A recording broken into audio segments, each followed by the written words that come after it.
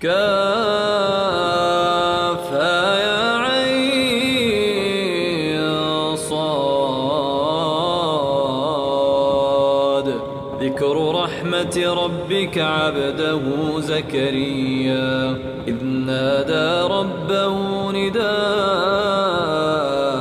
خفيا قال رب إني وهن العظم مني واشتعل الرأس شيبا ولم أكن بدعائك